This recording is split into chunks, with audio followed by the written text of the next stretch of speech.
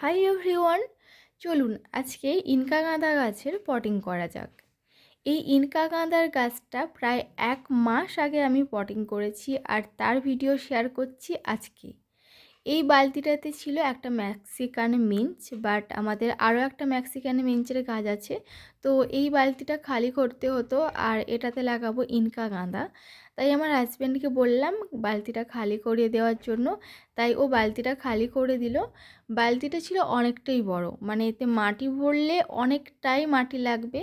তাই এর নিচে কিছুটা আমি বালিতে যে পাথরগুলো থাকে সেই পাথরটা দিয়ে দিয়েছি।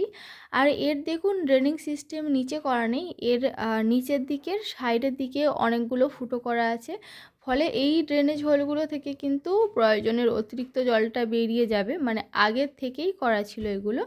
তো কিছুটা আমি পাথর ভরে তারপরে এই সর্ষের খোল মেশানো মাটিটা কিছুটা দিয়ে দিয়েছি। এই মাটিগুলো আগের থেকে ঝুরঝুরে করা ছিল, যার কারণে কিন্তু আমাকে তেমন কোনো কষ্ট করতেই হয়নি। আর তার উপর দিয়ে দিয়েছি কিছুটা সবজির খোসা, তার মধ্যে ছিল পেঁয়াজের খোসা, আলুর খোসা, এছাড়াও অনেক খোসা ছিল। এই সবজির খোসা গাছকে পুষ্টি দেয়, বৃদ্ধিতে সাহায্য করে এবং মাটির ঘাটতিও পূরণ করে। তো এবার পালায় এই গ্রো ব্যাগটাকে দুদিক থেকে কেটে নিয়ে ধীরে ধীরে এই গাছটাকে বের করা, যাতে রুট বলটা না ভেঙে যায়।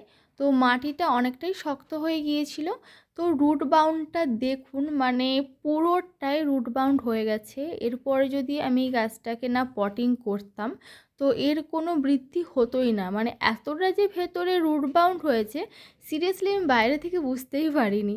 আর গাছের কোয়ালিটি খুবই ভালো ছিল, যেই নার্সারি থেকে ও পিটুনিয়া আর এই ইনকা গাঁদা এনেছে, মানে সত্যি খুবই ভালো ওদের গাছের কোয়ালিটি। তো এবার আমি গাছটা ভালো করে বসিয়ে চারদিক থেকে মাটি দিয়ে ফিল করে দেব। আর মাটির মধ্যে যেহেতু সর্ষের খোল মেশানো আছে তাই মাটির কোয়ালিটিও খুব ভালো।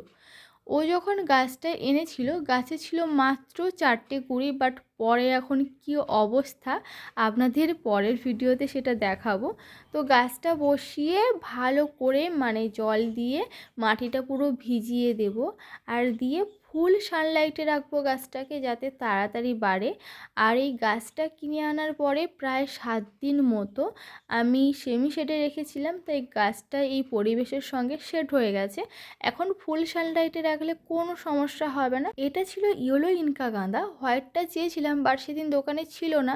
আর এটা বলেছিল 60 টাকা, তো আমার হাজব্যান্ড বার্গেনিং করে 30 টাকায় নিয়ে এসেছিলো। আপনাদের ভিডিওটা কেমন লাগলো অবশ্যই কমেন্ট করে জানাবেন, আর ভালো লাগলে চ্যানেলটি সাবস্ক্রাইব করবেন। Thanks for watching, by.